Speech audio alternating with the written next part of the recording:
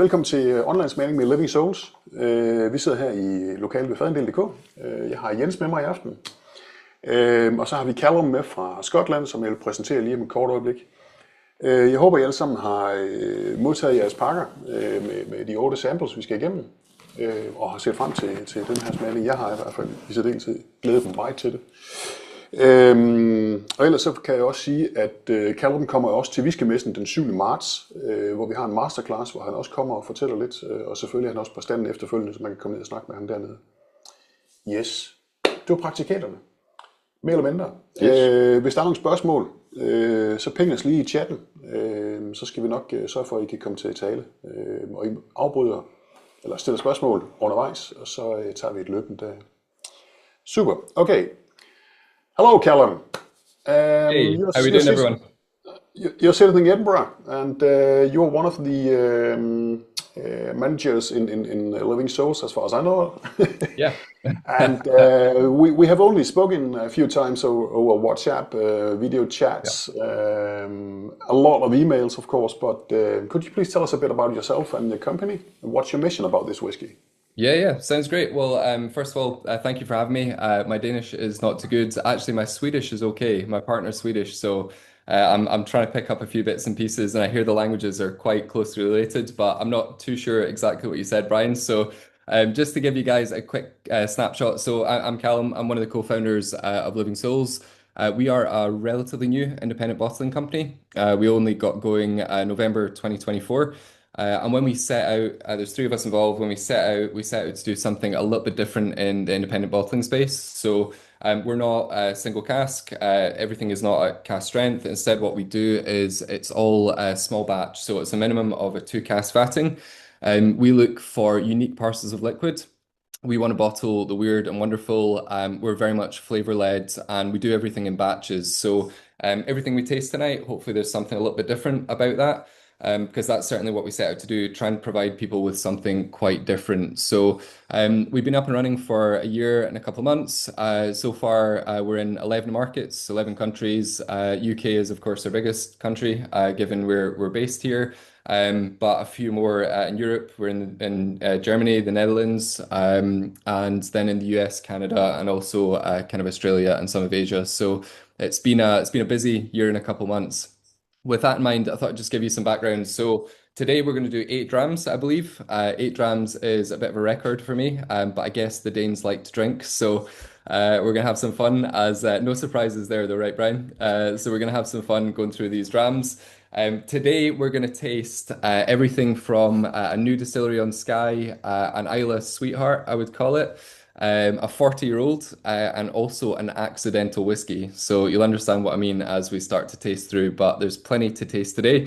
What I will do is I'll give you roughly 5 minutes of background on most of the releases. We swapped one in last minute, which was definitely my mistake, so there might not be as much information on that, but we'll roll with it. And I've got some slides up here on the left-hand side. I promise this will not be death by PowerPoint. I won't be talking to the slides. So it's more just to keep me on track than anything else.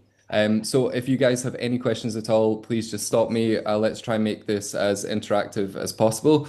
If they are easy questions, I'll take them. If they're hard questions, direct them towards Brian. And we can kind of take it from there. So hopefully that sounds good. But I'm going to ask you guys a question first. So my question to you guys is, has anyone ever had a bottle of single estate spirit? That can be a whiskey, so like an Irish whiskey, Scotch, a bourbon. Anyone ever had single estate spirit before or heard of that term? No. No, might be a little bit difficult on this, but I don't know if many people have got their cameras on. Let's see. So the reason I ask is I first came across single estate back in 2018. I was invited to a tequila tasting with Jesse Estes from Ocho Tequila. Now, my impression of tequila back then was tequila is the spirit that you shoot in a nightclub with salt and a little bit of lime, and it often comes in a bottle with a little red sombrero on top. I was definitely undereducated when it came to tequila, and when they ran through their portfolio of Blanco, Anejo, Reposado, right the way to their single estate, I think my mind was blown just by the quality of what they produced with their single estate range. The balance of minerality, fruit, citrus, it was incredibly well put together. So it kind of sent me on this journey of single estate. And I guess my next stop was a distillery in the US called Frey Ranch. The family have owned the land for over 150 years. They've been farming the land, and in 2006 they decided to start distilling spirit. They have a phrase, be good to the land and the land will be good to you. And I think that's very true for pretty much all single estate spirit. So with that in mind, we are going to move to Ballindalloch. So Ballindalloch is one of Scotland's, it was Scotland's first, but it's one of Scotland's single estate distilleries. So what I mean by that is it's farm to glass. Everything is done on one estate. The distillery is based up on the land of Ballindalloch Castle in Banffshire, and it's owned by the Macpherson Grant family and has been since the 1500s.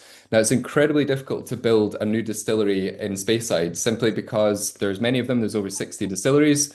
And it's very hard to get planning permission because, quite frankly, we probably don't need another Speyside distillery. However, because the family had owned the land for so long, they converted an old farmhouse and they started producing in 2014. Now, when it comes to the spirit quality at Ballindalloch, in my opinion, they produce as close to a perfect spirit as you can. When we look at fermentation, it's between 90 and 140 hours. So they're getting that kind of secondary lactic fermentation, all those pear ester, high esters, pear drop notes.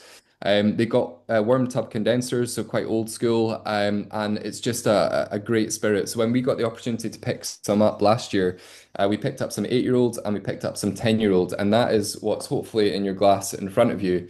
Now, you may have realised it's not called Ballindalloch on the label, it's called Lagmore, which I'll talk to in a minute. But I think a few of us are a bit thirsty, so I'm keen to get started on this. So this has been teaspooned with Marrickmore. So teaspoon, just a drop in there, which is, of course, another Speyside malt whiskey. So this is a Speyside blended malt rather than just a blended malt. It's at 48%.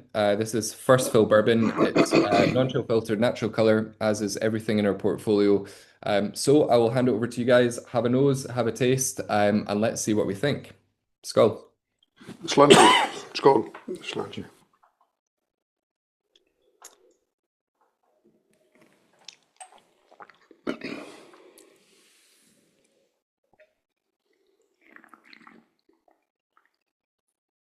I mean, I'd mentioned so I'd mentioned pear drops. For me, there's pear on the nose. There's maybe even apple on the palate. That real level of sweetness, almost like freshly baked pastries, or even baked fruit, as it kind of layers up through the palate. Lots of vanilla as well Hmm. from the bourbon cask. Yeah, for sure. Really creamy, sweet Yeah, without being rum sweet, if you know what I mean. for sure. Really delicious spirit. I love it. Mhm. I think it's just so sessionable. I've heard I would use sessionable. I've heard smashable in the UK because it's just so easy. And somebody jokingly complained to me that the cork just wouldn't stay on this bottle. I'm not sure if it was just his bottle, but it certainly is one where the cork moves quite fast and it's not often on. And as I mentioned, we do things in batches. So this was Q3 last year. For me, this was one of the first releases, or it was the first release to go. I just think it's a really good, I'd use the word entry level. It's not entry level for seasoned whiskey drinkers. It's just a great one to get started. It's really sessionable. It's really easygoing. There's loads of fruit in there, kind of, high ester, pear drop, baked goods, vanilla. It's just, yeah, it's a great one to get started. It's a lovely dram, Calum. It's really easy drinking, and I fully understand your client saying that the cork won't come up on the bottle again because it's almost too easy to drink. True. Very true. Well, Yeah. hopefully you won't give me another formal complaint there, Brian. We'll see. I hope not. I hope not. You'll wait and see. I'm a huge fan of first fill bourbon in general. I think it's funny as you go through your whiskey journey. I'll kind of tell you a bit about my whiskey journey later. People normally start in Speyside with sherry casks, and then kind of navigate towards into the world of bourbon, then into maybe dipping their toe in peat and round Islay and back. I've always been a huge fan of first fill bourbon, just the character that it adds to the whiskey. I think second fill bourbon, which we'll taste later on, or even refill casks, although they're maybe not as sexy, they let the distillery character speak.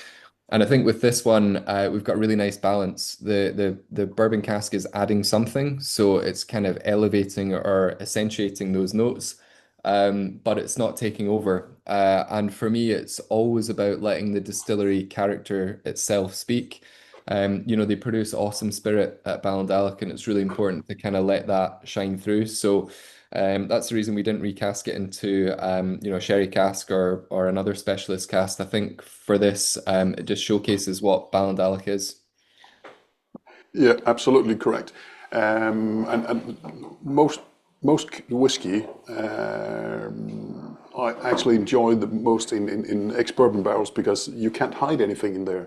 Hmm. You can always put the whiskey in a sherry cask or a wine cask or whatever, to correct some, I won't say mistakes, but you know Yeah. what I mean, Calum.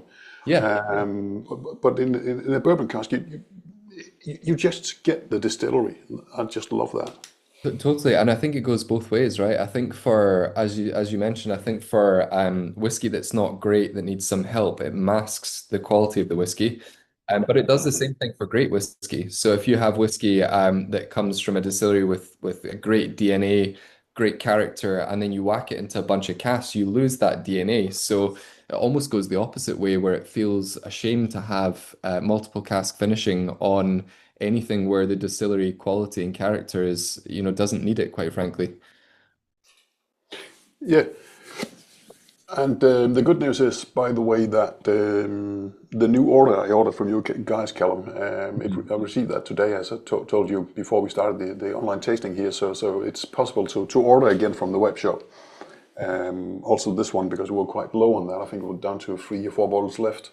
Mhm. So we have more to come on the web shop very soon, hopefully.